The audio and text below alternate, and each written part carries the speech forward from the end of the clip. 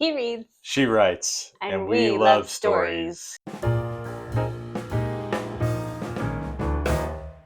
Welcome to the He Reads, She Writes podcast. Hi, welcome.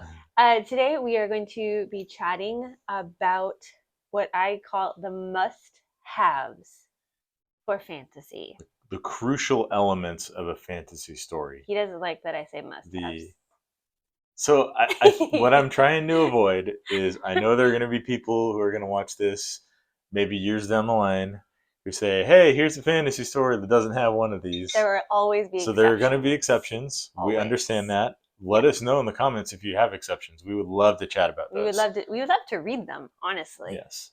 Chances are we haven't read them yet. Yeah, we've made a short list Yes. of our 5 most important elements of a fantasy story. Yeah, and these elements are basically like if the story you are writing or reading or watching or consuming in any way has one or more of these elements, it's a fantasy. If it's trying to be a fantasy, it's probably fantasy. It's. I think especially some of the ones toward the end you could have in other. Yeah, there's a couple of them where it's like this is the one thing that makes it fantasy, and we'll talk about it. Yeah. I would say more on the flip side, if you're reading or writing a story and it doesn't have any of these elements, it's not a fantasy. Don't say it's a fantasy if you don't have any of these elements and you're trying to write a fantasy, you're not writing a fantasy. Yeah. You're writing something else or you're reading something else. Like and that's it was fine. mislabeled. That's write what you want to, absolutely. But don't put the wrong label on it because then you're going to be frustrated and your readers are going to be frustrated. Your audience will be very frustrated. So let's dive on in, shall we? Yeah. Okay. You want to start us off? Sure, I will start us off. So the first element that I would say this is almost an absolute deal breaker for fantasy is magic. Magic. There Yes. has to be magic in the world. Somewhere, yes. Someone, at some point, has to be doing some magic. Yeah. Yeah. And I think that kind of rubs people the wrong way because that's when people be like, well, what about? I'm like, okay, so magic is a something, anything for me. This is my qualification, not really anybody else. But my qualification of magic is an ability that a character has that is not normal to our world. Yeah, or that cannot be explained scientifically, because that's a key difference between sci-fi and fantasy, right? Yes. You look at there's kind of an in-between area where like comic books and like superheroes kind of, because there's like pseudoscience that happens there. And I know sci-fi does that too, where it's like, well, the science isn't here yet, but like there's a lot. I mean, you've seen the videos or whatever about sci-fi things that were predictors of what technology we have now and that kind of stuff. That's not what we're talking about. We're talking about more like, I mean, if we're going technically speaking, any superhero who has an ability, basically everybody besides Batman they are using magic. Maybe you can explain it with like pseudoscience, but it's magic. Like you can explain magic too. Like, but that's not how our world works. So I would qualify it as magic. Fight me in the comments. It's fine. It's fine. I would give, here's a couple of examples I would give. Okay. In Star Trek, yeah, they have transporters, which allow for basically teleportation. Yes. But it's done in a way that relies on technology and science. Yeah, that's sci-fi. There's not a person doing it. Exactly. Would be my qualifier for that one. Is that it is a technology doing the thing? Yeah. Which, in Harry Potter, people can teleport using magic.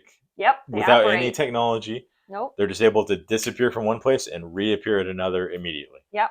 Right. So like one of those is teleportation by magic and the other is sci-fi. And I think that's kind of that's a good way to dividing line, a good analogy difference. So Iron Man is sci-fi. Superman is fantasy. Yeah, I think so. It could be a good distinction. Yeah, and maybe there's like technological elements within Superman. Oh, for sure. But you can have technology in fantasy. There are plenty of fantasy stories that are set in like a cyberpunk setting or or even like a magical futuristic realism setting. or futurist. Yeah, there's So some fun stuff like that, which is yeah, true. We're all for technology being involved. I mean, Harry Potter has a flying car. That's yeah, technology to some extent. Um, but that's kind of our number one is there is magic. Now we can get into the nitty gritty of soft magic versus hard magic. You've got like Brandon Sanderson is all into like his magic has all the rules yeah. and reasons and For how those to's. for those who may not be familiar, hard magic Oh yes. means it's a defined magic system where the audience understands the rules of the system and how things work. Mm-hmm. So they understand. To use one example that maybe you haven't read but you should, in Mistborn, we understand that the characters ingest metal, not like big chunks, but they usually have like a powder mixed into water or some other Like liquid, those little flakes you would get when and you were panning then for gold in they fourth grade. can the people who can use magic can sense that metal in their stomach and can use it to produce a magical effect. So they drink one kind of metal and then they're able to push some objects or they're able to pull some objects toward them. I think maybe a really, really simple one that most people know the ring in Lord of the Rings. What happens when you put it on? You turn invisible. You turn invisible. That's, we don't know You what turn else it does. invisible to normal people Pretty and you much. become a flaring beacon of light For the bad guys. the bad guys. Pretty much. That's hard magic. A soft magic in the same world, Gandalf. Yeah, we don't know where Gandalf just we be don't doing know Gandalf stuff. how he does what he does. He's I'm gonna shoot a fireball or I'm gonna fight a Balrog and survive. He just does what needs to be done. Yeah. Basically. So those are two differences. So like Gandalf would be the soft magic. We know there's magic involved. We're not really sure what the rules are. We just know it's going to happen. And then hard magic would be Mistborn or the Ring. Like we know what is going to happen because these are the rules. And an interesting twist that often happens, and we don't need to go down every rabbit hole, but I want to go down this one a little bit. All right. An interesting twist that you can have happen in a story is you can have a hard magic system where a character presents the rules in the story and is mistaken about some elements of the rules because they don't fully understand the system. Yes. And then you find out more about that later as the story goes on. And that can be a really interesting way to create a foil for your character where they expect to be able to use magic to get through like a roadblock in the story, and then it doesn't work and they have to figure something else out to get through it. That can be a really interesting way out there, authors, for to create problems for your characters. And that's not readers, audience members. That's not a loophole. That counts. That's fair. That's playing fair. Yeah. Just because you didn't see the foreshadowing doesn't mean it wasn't there. Characters are not omniscient. They're not. They shouldn't be. No, and neither are most of the time narrators nowadays. So that can be all's fair in magic almost. All right, let's move on to our second element. So our second element is world building. Now, every story needs a world. So every story, regardless of genre, has world building. But in fantasy, the world is almost a character. Yeah. Is as important as everything else. Yeah. I think the way I said it is in fantasy, pervasive world building is part of the story. Yes. And this is important because that's what the readers and audience members expect. So if you are writing a fantasy and you don't have your world building and your world and your setting influencing everything that is happening, you need to work on it because that's expected in fantasy. That is very expected. So when that's missing, even I was going to say that can be missing in things like magical realism. This is sometimes people think this is an exception with magical realism, but actually it can be harder in magical realism because you have to world build in order to show what's different.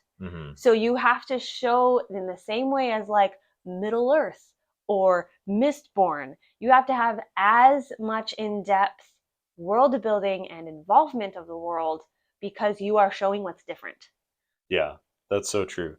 One example I think of this is I'm a big fan of Dimension 20, which is it's a Dungeons and Dragons like live play Yes, series yes. on Dropout Network. Check it out if you have never heard of it. It's amazing.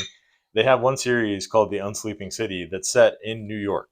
Right. And a lot of them are from New York, so they have references to real places. They're talking about like Super everyday fun. New York things. But then there's also this like not underworld, but like unseen part of the world that only people who have access to magic are able to see and like understand and truly interact with. Yeah, that's fun. And there's a ton of world building that goes on with that because you have to differentiate between like okay what's the difference here is this if this is just real if this is real New York with normal people like what makes it special. Yeah, yeah. So the world building is super, super important. I think the big example that came to my mind when we were thinking of examples was Batman. Batman does not make sense if he's not in Gotham. Batman in Metropolis makes no sense. He only makes sense in his world. He makes sense in Gotham. Um, that was, my example. Mistborn, you need the mist. That's the title.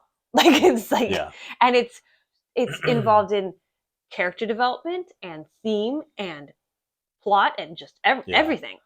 And Both of those. this can also be something that just ties into the narrative pretty tightly as well. Like one of the things in Yeah. the first Mistborn novel, you have this kind of repeating start to chapters. Ash fell from the sky because then Yeah. they're living in a broken world where there's literal volcanoes all over the place that Yeah. spew ash into the air. Right. And that's And it's not just showing it what's sets different. but it like sets the mood. Like okay, this chapter is going to get really heavy. Things are Yeah. not going well for our characters Yeah. here. Pervasive world building is important. That's number 2. Number 3, we kind of disagreed on the phrasing of this one, so I'm going to go with mine. That's fine. Because this is my point. Go for it. The conflict in the story. First of all, there has to be conflict in the story. I would say. You don't. If you have fantasy without conflict, it's hardly a story. Probably. Yeah, I can't think of if you can think of good examples of non-conflict fantasy stories. Let us know in the comments. I can't think of any myself that I've read. There are very few stories in general without conflict. Yeah, but the conflict is typically between two personal beings. Yes. And the disagreement was man versus like. Yeah. But I was doing shorthand. Because I'm thinking like my favorite fantasy series, The Wheel of Time. Yes. There is like there's a lot of conflict internal between struggle. humans, but there's also this cosmic battle going on between the Dragon Reborn. I don't want to give any spoilers if anyone hasn't read it. You figure that out in the first book, it, so but it's for me. You find out who that is in the first book, and you kind of figure it out really really early on if you're paying attention to things. Yeah. But there's conflict between the Dragon Reborn and the Dark One, who's this like extra. What's the word? Like cosmic extra, almost. Like this like evil cosmic entity who wants to influence the world and corrupt it, basically. The conflict in fantasy is typically the hero versus the villain. That's very typical. It's not usually like man versus society or man versus self or man versus nature, even though those can be like subplots or part of it. And I think you can have subgenres. Like there are dystopian fantasies where like the goal is to overthrow the society. But even then, there's usually like a big bad evil guy that you're fighting against at the end. Yeah, like Star Wars, like it's the rebels versus the Empire, but really it's Luke versus Vader and the Emperor. Yeah. So that's kind of the core conflict to the story. Yeah, the core conflict. Maybe in the world there's a bigger conflict going on, but we're usually down on the character level in the trenches. And I think part of this is that a big part of fantasy is the villain. Like who the villain is really important, and they're not necessarily their character, but they're distinctive. Like what makes them tick is really important, again, to the reader's expectations or the audience expectations. Like we love fans, like we love Infinity War because we got to see why Thanos was Thanos and what made him tick. And that was so interesting and devastating. but worth it because we care about the villain. Mhm. Fantasy readers and fantasy audiences care about the villain not being a mustache twirly bad guy who you blow up at the end. Like, we want a little bit of investment. Yeah. I mean, you think of like Sauron, Yeah. right? Like that's just an iconic villain, and he's for the most of the story just a flaming eye in the sky, Yes. and yet he's Yeah. he's terrifying. He's He's horrifying. terrifying. That's all you need. I think in the Um, books, there's a line that Smeagol says that says he only has 9 fingers. And that's the only physical description we get of Sauron, and that's enough. Like, that's yeah, plenty. Like, oh, yuck. Okay. yeah. So, Or you think of the White Witch mhm. in the Lion, the Witch, and the Wardrobe, who's in the title She's in the of the book. title. We just know she's a liar. Yeah, She's a liar and she's bad, and the way she reacts to stuff is like just spending time with her. Classic villains usually are from fantasies. There's a couple of exceptions, but in fantasy, we care about our heroes, our main characters, versus the bad guys. Like, we want a bad guy. We don't. I think fantasy, in particular, of all genre readers and audiences, don't like when the villain or the conflict is against kind of just an entity who is just there to be the bad guy. Like, we want substance to them. yeah, and there usually is. I wouldn't say necessarily needs to be, but there usually is some kind of conflict that's the plans of the bad guy are going to have a devastating impact Mm-hmm. on the main character, on our protagonist, Yeah. and his friends and family. Usually gets them out the door and into the story in the first place. Yeah, yeah. And one of the other things that's really interesting here is we've talked about kind of how it ties back into world building. Yeah. It can also tie into magic, Yeah. and this can be like the hero is a young person just getting to know their powers, and they have to fight The the villain villain who's who's been an expert in these powers for however long they've been around. they're at their peak. Yeah, And so we have, and the so build of the hero yeah, and in getting that way, better. we have almost an underdog element in a lot of fantasy Mm-hmm. stories. That's That's fun too. kind of I would say almost essential to the hero's journey, which is a big part of a lot of Absolutely essential fantasy. to the hero's journey. Yes, yes, yes. I think so So, too. And in mentioning the hero's journey, typically in the hero's journey, which is typically a fantasy trope format. If you don't like the word trope, it's a fantasy format of storytelling.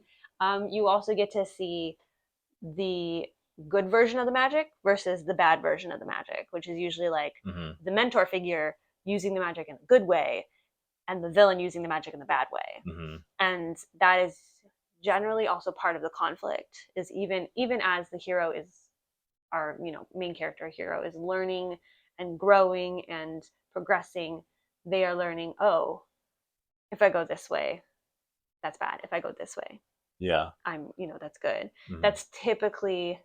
That's very common in fantasy stories. Yeah. I think of one example in The Empire Strikes Back.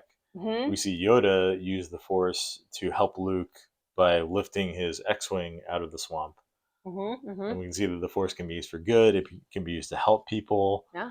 and then we see Darth Vader using the Force to kill people by Kill people. strangulating them, Like, ugh. which is almost the same power, just moving a physical object, but misused in a horrible way. Yeah. Yeah. On that note. Moving on. Oh, and usually I missed my last point. And this type of conflict usually culminates in what I call the third act boss fight. Mm-hmm.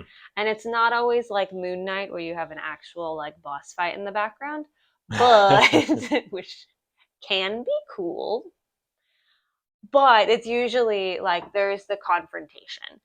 The confrontation has to happen in some way, Hmm. even if it's, not all that you expect or whatever.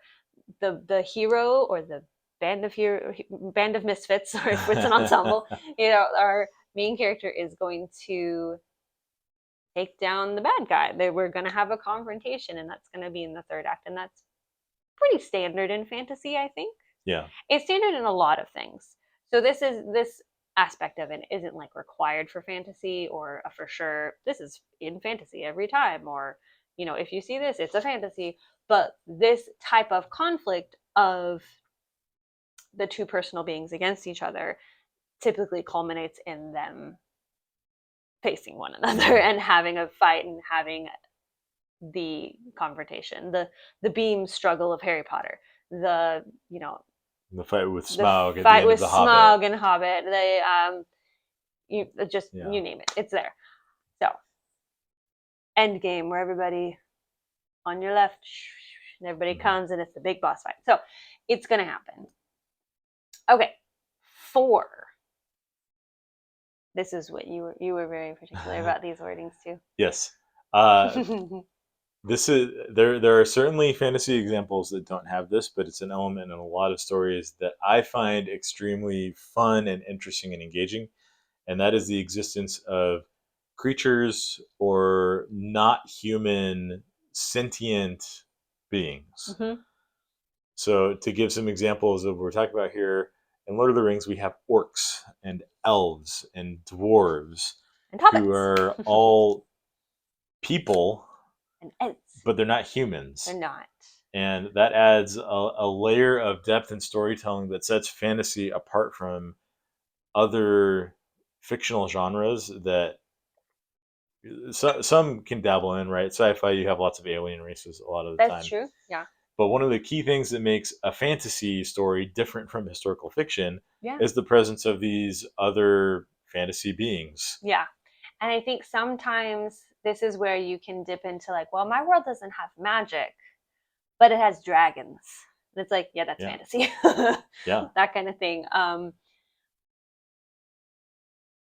Yeah, I think this is a big part of fantasy, and I think this is what I think sometimes people find fun in subgenres of fantasy, whether to fully include this or to fully exclude it. So sometimes I think in magical realism, you're either leaning into it's name big city, it's London, but with fantasy races all over the place. So it's like it's magical realism. It's completely the same except that everybody looks different, or whatever. Or it's everything's exactly the same. There are no different. It's all humans everywhere, just humans.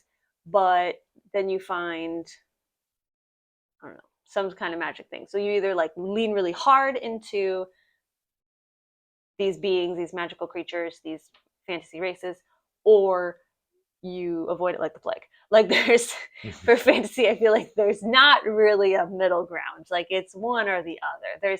I cannot think of a fantasy or sci-fi where there's like maybe 2.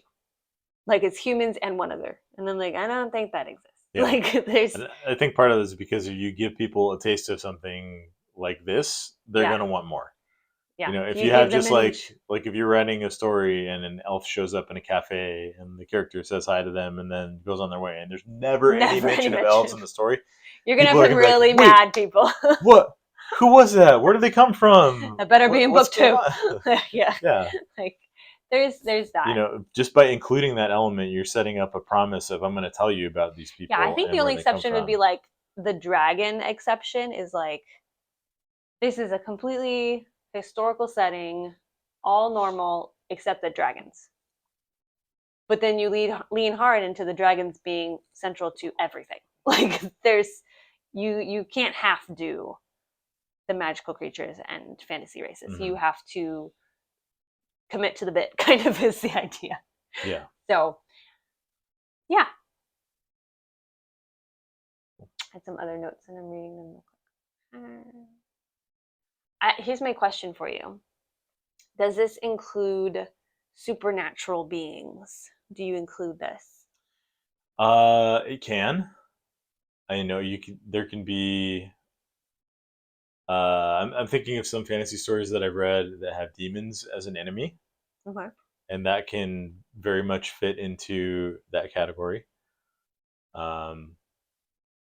Yeah, that's tricky because it doesn't necessarily mean every horror story is automatically a fantasy Right. because it's its own genre. But you can.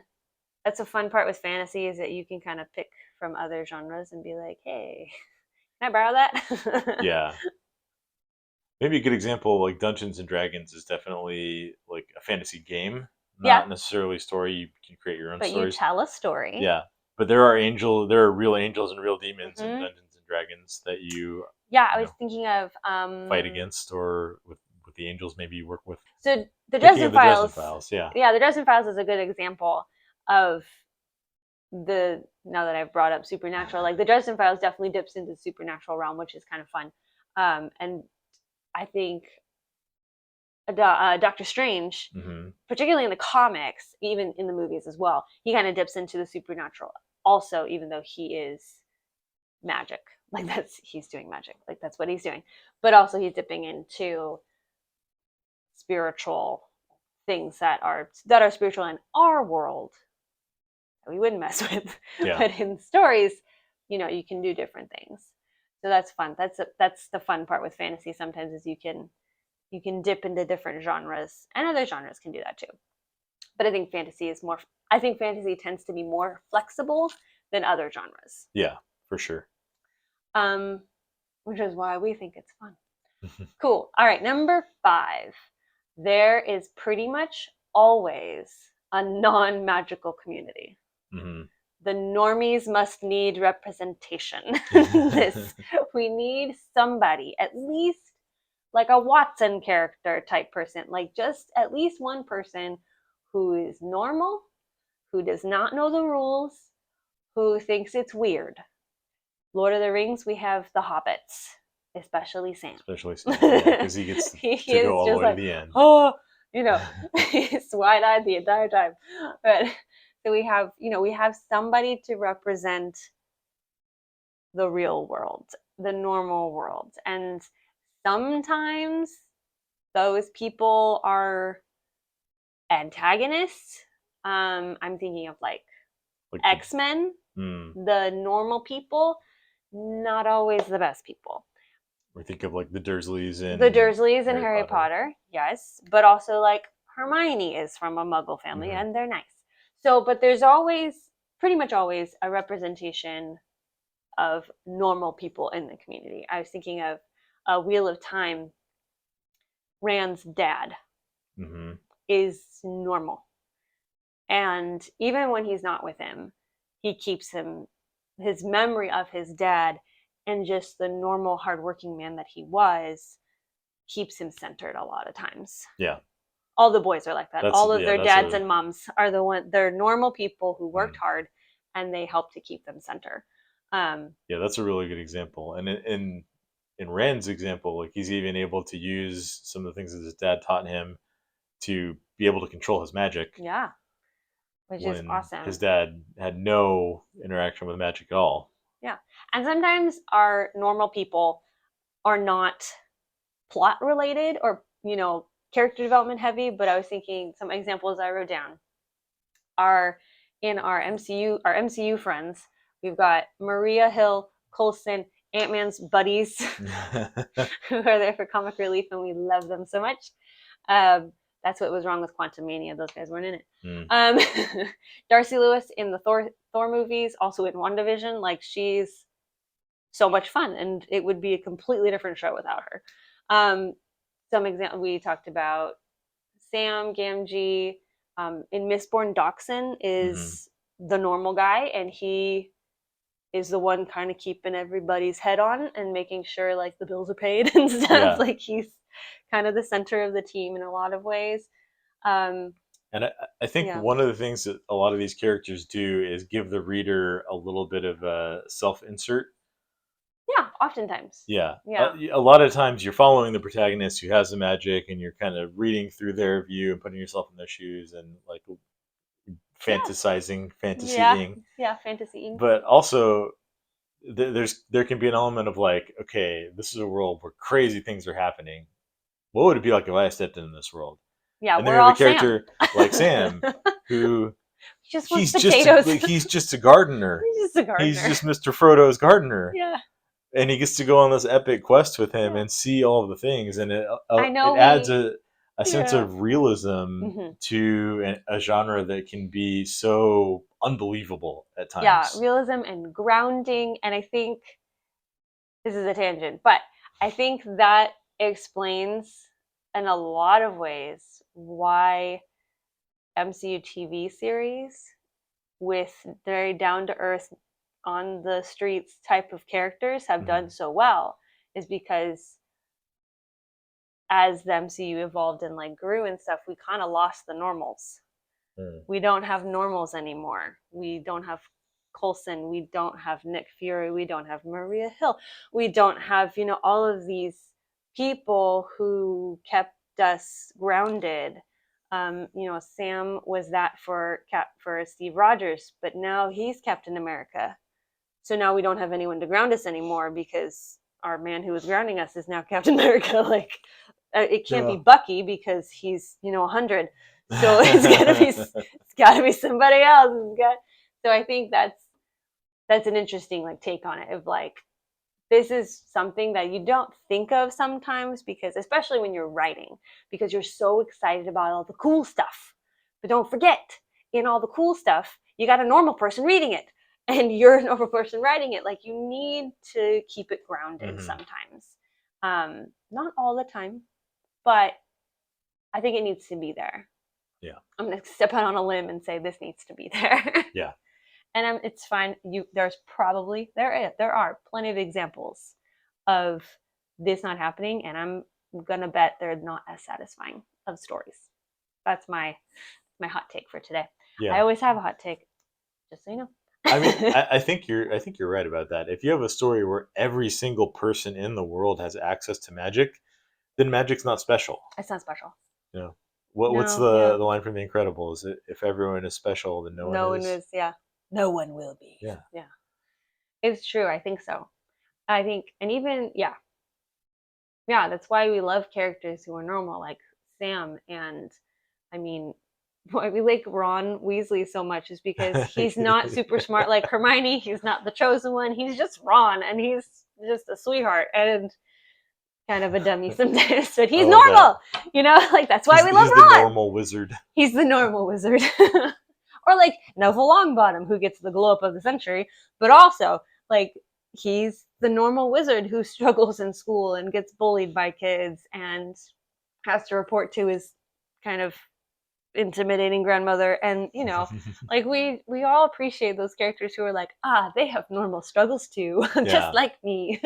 And then another thing those characters do is raise the stakes for the hero. Oh yes. Because the hero has people in his life who are depending on him or her Yeah. that Can't defend can't help. themselves. They can't defend themselves Yeah. against this power that is going to consume them. Yeah. Which is why Harry always ends up by himself. Yeah. Don't go alone.